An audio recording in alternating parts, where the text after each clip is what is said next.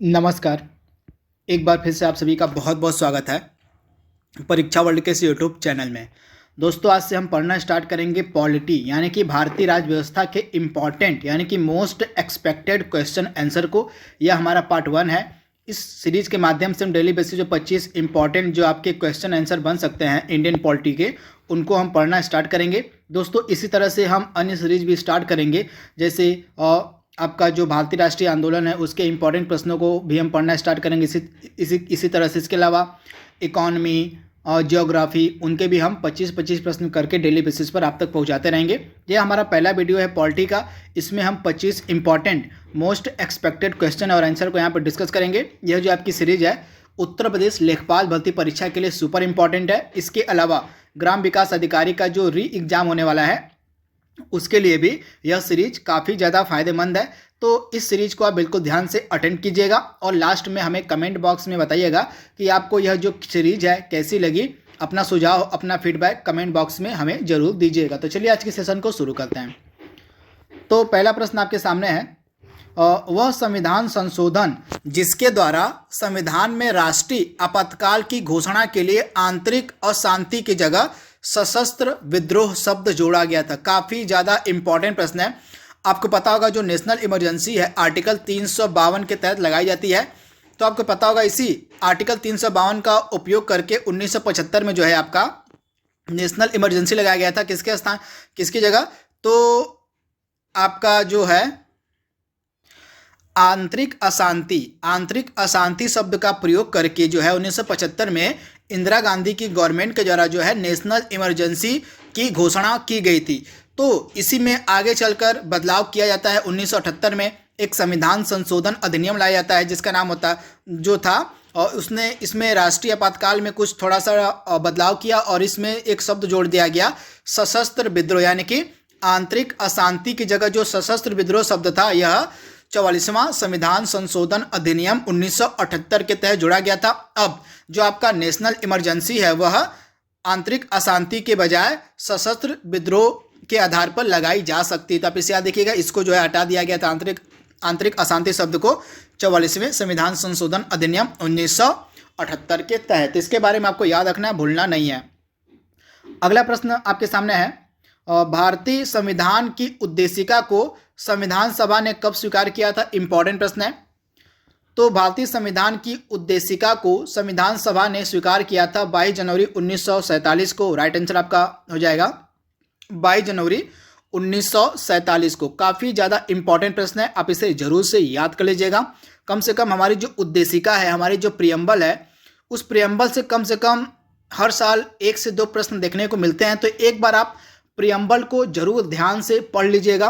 Preamble में जितने भी इम्पॉर्टेंट वर्ड्स दिए गए हैं उनको तो कम से कम आप देख ही लीजिएगा। जैसे आपका संपूर्ण प्रभुत्व संपन्न वर्ड दिया गया है, समाजवादी, पंथ निरपेक्ष, लोकतंत्रात्मक गणराज्य। इन शब्दों से जो प्रश्न है कई बार एग्जाम में पूछ लिए जाते हैं। इसके अलावा जैसे हमारी उद्देशिका है, हमारा जो प्रियम्बल है उसमें इसमें 3 प्रकार के न्याय का जिक्र है। ये भी कई बार एग्जाम में पूछ लिया जाता है कि हमारी जो प्रियम्बल है उसमें कितने प्रकार के न्याय का जिक्र है। तो ये भी आपको पता होना चाहिए। जब आप प्रियम्बल को आराम से इत्मीनान से बैठकर पढ़ेंगे तो इन सभी प्रश्नों का जो जवाब है आपको मिल जाएगा। तो कितने प्रकार के न्याय का जिक्र प्रियम्बल में है, कितने प्रकार की स्वतंत्रता का जिक्र है, कितने प्रकार की समता का जिक्र है, इन सभी के बारे में आप याद कर लीजिएगा। यहाँ से प्रश्न डेफिनेटली एग्जाम में बनते ही बनते हैं। इसके अलावा जो 2 शब्द थे, मतलब जो हमारी उद्देशिका थी उसमें जो है कौन कौन से नए शब्द जोड़े गए थे उनको भी आप एक बार देख लीजिएगा। कौन से संविधान संशोधन के तहत जोड़े गए थे इनको भी आप एक बार जरूर देख लीजिएगा, पढ़ लीजिएगा, क्योंकि यहाँ से प्रश्न डेफिनेटली एग्जाम में बनते ही बनते हैं। तो यह मोस्ट इंपॉर्टेंट पॉइंट है आपका पॉलिटी का। इसको कम से कम आप देख लीजिएगा, क्योंकि जितने भी एग्जाम्स होते हैं, जितनी भी परीक्षाएं होती हैं, उनमें देखा गया है कि जो प्रियम्बल वाला टॉपिक है, प्रियम्बल से कम 1 से 2 प्रश्न तो देखने को मिलते ही मिलते हैं। तो प्रियम्बल का टॉपिक आप एक बार ध्यान से पढ़ लीजिएगा। वहीं आगे जो हम सीरीज लाएंगे उनमें हम इससे रिलेटेड प्रश्नों को सम्मिलित करते रहेंगे, लेकिन आपसे रिक्वेस्ट है कि कम से कम एक बार इसको ध्यान से आप पढ़ लीजिएगा। इसके बाद अगला प्रश्न आपके सामने है, भारतीय मतलब जो राष्ट्रीय ध्वज तिरंगा हमारा है, इसको संविधान सभा द्वारा स्वीकृति कब मिली थी? तो 22 जुलाई 1947 को। ये डेट आपको याद रखना है। राष्ट्रीय ध्वज को संविधान सभा के द्वारा स्वीकृति दी गई थी 22 जुलाई 1947 को, इसे भी आप याद रखिएगा। इसके अलावा जो हमारा राष्ट्रगान है जनगण मन, इसको संविधान सभा ने स्वीकृति कब दी थी? तो 24 जनवरी 1950 को, इसे भी आप याद रखिएगा। 24 जनवरी 1950 को जो है संविधान सभा के द्वारा राष्ट्रगान हमारा जो जनगण मन है उसको स्वीकृति दी गई थी। इसके अलावा जो हमारा राष्ट्रीय गीत है वंदे मातरम, उसको भी 24 जनवरी 1950 को ही संविधान सभा ने स्वीकृति प्रदान की थी। तो ये फैक्ट भी आपको याद रखना है। डॉक्टर भीमराव अंबेडकर की अध्यक्षता में जो प्रारूप समिति का गठन किया गया था, इस प्रारूप समिति को प्रारूप समिति का गठन किस वर्ष में किया गया था आपसे पूछा जा रहा है। तो डॉक्टर BR अंबेडकर की अध्यक्षता में जो प्रारूप समिति थी इसका गठन किया गया था 29 अगस्त 1947 को, आप इसे याद रखिएगा। तथा इस समिति में टोटल 7 सदस्य थे, इनके बारे में भी आपको याद रखना है। 7 सदस्य इस समिति में थे। इन सदस्यों के नाम क्या क्या थे? तो पहले इसके अध्यक्ष थे डॉक्टर भीमराव अंबेडकर, आपके हो गए एक गोपाला स्वामी हो गए अयंगर, अल्लादी कृष्ण स्वामी अय्यर हो गए, उसके बाद डॉक्टर KM मुंशी हो गए, उसके बाद सैयद मोहम्मद सादुल्ला हो गए, इसके बाद N माधव राव ने जो है BL मित्र की जगह ली थी, क्योंकि जो आपके BL मित्र थे उन्होंने त्यागपत्र दे दिया था कुछ कारणों से। इसके अलावा TT कृष्णामाचारी थे, इन्होंने DP खेतान की मृत्यु के पश्चात जो है प्रारूप समिति में सम्मिलित हुए थे आपके TT कृष्णामाचारी। तो इनके बारे में आपको याद रखना है। मेन चीज आपको क्या याद रखनी है कि इस प्रारूप समिति का गठन कब किया गया था? तो 29 अगस्त 1947 को। इसके टोटल 7 सदस्य थे इसमें, और डॉक्टर भीमराव अंबेडकर इसके अध्यक्ष थे। तो इसके बारे में आपको याद रखना है। अगला प्रश्न आपके सामने है, नागरिकों के लिए एक समान नागरिक संहिता लागू करने का निर्देश किस आर्टिकल में दिया गया है? तो आपका DPSP यानी कि हमारे जो राज्य के नीति निर्देशक सिद्धांत है उनका एक आर्टिकल है, उनका एक अनुच्छेद है, अनुच्छेद 44। इसी में जो है आपका समान नागरिक संहिता को लागू करने का निर्देश दिया गया। तो आर्टिकल 44 आपका राइट आंसर हो जाएगा। तो आर्टिकल 44 आपका राज्य के नीति निर्देशक सिद्धांतों के अंतर्गत आता है। अगला प्रश्न आपके सामने है, उच्चतम न्यायालय की स्थापना और गठन का प्रावधान किस अनुच्छेद में किया गया है? तो आप ध्यान से याद कर लीजिएगा। जो हमारा अनुच्छेद 124 है इसके तहत उच्चतम न्यायालय की स्थापना और गठन का प्रावधान किया गया है। तो आपका राइट आंसर हो जाएगा अनुच्छेद 144। वर्तमान में हमारे मुख्य न्यायाधीश कौन है सुप्रीम कोर्ट के? तो वर्तमान में हमारे चीफ जस्टिस ऑफ इंडिया हैं श्री NV रमन्ना, ये 48वें नंबर के चीफ जस्टिस ऑफ इंडिया हैं, आप इसे याद रखिएगा। वहीं उच्चतम न्यायालय के पहले मुख्य न्यायाधीश कौन थे? इसे भी आप याद रखिएगा। उच्चतम न्यायालय के पहले मुख्य न्यायाधीश थे HJ कानिया, इसे भी आप याद रखिएगा। HJ कानिया जो थे ये पहले मुख्य न्यायाधीश थे आपके उच्चतम न्यायालय के। तो ये प्रश्न भी आपसे पूछा जा सकता है। भारत सरकार का सर्वोच्च विधि अधिकारी कौन होता है आपसे पूछा जा रहा है। इंपॉर्टेंट प्रश्न है, डेफिनेटली आपसे एग्जाम में यहाँ से प्रश्न देखने को मिल सकता है। तो आप याद रखिएगा, भारत का महान्यायवादी यानी कि अटॉर्नी जनरल ऑफ इंडिया जो होता है, जो भारत का महान्यायवादी होता है, यह क्या होता है? तो यह सर्वोच्च विधि अधिकारी होता है, सर्वोच्च कानूनी अधिकारी होता है इंडियन गवर्नमेंट का, भारत सरकार का। तो आप इसे याद रखिएगा। वर्तमान में जो KK वेणुगोपाल है ये हमारे क्या है? तो अटॉर्नी जनरल ऑफ इंडिया है, भारत के महान्यायवादी हैं। तो इनके बारे में आपको याद रखना है। तथा भारत के महान्यायवादी से जुड़ा आर्टिकल कौन सा है? तो आर्टिकल 76, आर्टिकल जो हमारा अनुच्छेद 76 है, इसका जो संबंध है किससे है? तो भारत के महान्यायवादी से है। तो इसके बारे में भी आपको याद रखना है, भूलना नहीं है। वर्तमान में हमारे भारत महान्यायवादी कौन है? तो KK वेणुगोपाल हैं। एक ही व्यक्ति को 2 या 2 से अधिक राज्यों का राज्यपाल बनाए जाने का जो प्रावधान है किस संशोधन के तहत किया गया था? तो आप याद रखिएगा, जो हमारा 7th अमेंडमेंट एक्ट था 1956 का, यानी कि 7वां संविधान संशोधन अधिनियम 1956 के द्वारा एक ही व्यक्ति को 2 या 2 से अधिक राज्यों का राज्यपाल बनाए जाने का प्रावधान किया गया था। तो आप इसे याद रखिएगा। राइट आंसर आपका क्या हो जाएगा? 7वां संविधान संशोधन 1956। मोस्ट इंपॉर्टेंट प्रश्न है। और लोक उपक्रम समिति के सदस्यों की संख्या यहाँ पे आपसे पूछी जा रही है। तो इसमें टोटल आपके 22 सदस्य होते हैं। लोक उपक्रम समिति में टोटल कितने सदस्य होते हैं? तो लोक उपक्रम समिति में टोटल आपके 22 सदस्य होते हैं। और इस समिति को बनाया गया था 1964 में, इसे भी आप याद रखिएगा। तथा इसमें 15 लोकसभा के सदस्य और 7 राज्यसभा से होते हैं, इसे भी आप याद रखिएगा। इन 22 सदस्यों में 15 आपके लोकसभा से और आपके 7 होते हैं राज्यसभा से। तो इसके बारे में भी आपको याद रखना है। वहीं जो आपकी एक समिति होती है जिसका नाम है प्राक्कलन समिति, इसे भी आप याद रखिएगा। प्राक्कलन समिति में टोटल 30 सदस्य होते हैं, जिसे भी आप याद रखिएगा। आपका जो प्राक्कलन समिति होती है इसमें 30 सदस्य होते हैं, और इसके जो सदस्य होते हैं प्राक्कलन समिति के सिर्फ लोकसभा के ही होते हैं। लोकसभा के जो 30 सदस्य होते हैं इस प्राक्कलन समिति में होते हैं, जिसे भी आप याद रखिएगा। और इसके बाद एक और समिति होती है पब्लिक अकाउंट कमेटी, यानी कि लोक लेखा समिति। लोक लेखा समिति में टोटल आपके 22 सदस्य होते हैं। इन 22 सदस्यों में से 15 लोकसभा से और आपके 7 जो होते हैं ये राज्यसभा से होते हैं। तो इनके बारे में भी आपको याद रखना है, भूलना नहीं है। तथा आपकी जो लोक लेखा समिति है, इसको हम क्या कहते हैं, इसको हम इस समिति को, लोक लेखा समिति को जुड़वा बहन कहा जाता है। किसका? तो प्राक्कलन समिति का, एस्टिमेट कमेटी का। इसे भी आप याद रखिएगा, भूलिएगा मत। कमेटियों से प्रश्न कई बार एग्जाम में पूछ लिए जाते हैं। इसके बाद अगला प्रश्न आपके सामने है, सर्वोच्च न्यायालय के न्यायाधीशों के वेतन तथा न्यायालय के सभी प्रशासनिक खर्चों को भारित किया गया किस पर? तो आप ध्यान से याद कर लीजिएगा। भारत की जो संचित निधि है, उस भारत की संचित निधि से जितने भी खर्चे होते हैं न्यायालय के वे तथा सर्वोच्च न्यायालय के न्यायाधीशों का जो वेतन है वह दिया जाता है। तो भारत की संचित निधि आपका राइट आंसर हो जाएगा। तथा भारत की जो संचित निधि है, इसका आर्टिकल कौन सा है? तो आर्टिकल 266। आर्टिकल 266 जो है, इसका संबंध आपका है भारत की संचित निधि से। तो इसके बारे में भी आपको याद रखना है, भूलना नहीं है। वहीं भारत की जो आकस्मिकता निधि है, उसका संबंध किससे? तो आर्टिकल 267 से। ऐसे भी आप याद रखिएगा। अनुच्छेद 267 जो है, 267 जो है, इसका संबंध आपका हो जाएगा भारत की आकस्मिकता निधि से। और आर्टिकल 266 का संबंध आपका हो जाएगा भारत की संचित निधि से। तो ये सारे प्रश्न आपको याद रखने हैं। अगला प्रश्न आपके सामने है, भारत में साधारण चुनाव में मतदान की आयु को 21 वर्ष से घटाकर 18 वर्ष कब किया गया था? तो यह जो मतदान की आयु थी, इसको 21 वर्ष से घटाकर 18 वर्ष किया गया था 61वां संविधान संशोधन अधिनियम के द्वारा। तो आप इसे याद रखिएगा। और राष्ट्रीय महिला आयोग की स्थापना कब की गई थी? काफ़ी ज़्यादा इंपॉर्टेंट प्रश्न है। 1992 में जो है आपका राष्ट्रीय महिला आयोग की स्थापना की गई थी। इसके पहले अध्यक्ष थी श्रीमती जानकी पटनायक और वर्तमान में इसके अध्यक्ष हैं रेखा शर्मा। तो इसे भी आप याद रखिएगा। जो आपका राष्ट्रीय महिला आयोग है, इसकी स्थापना 1992 में की गई थी। इसकी वर्तमान में अध्यक्ष हैं रेखा शर्मा और इसकी पहली अध्यक्ष थी श्रीमती जानकी पटनायक। तो ये सभी एडिशनल फैक्ट भी आपको साथ में याद रखकर चलना है।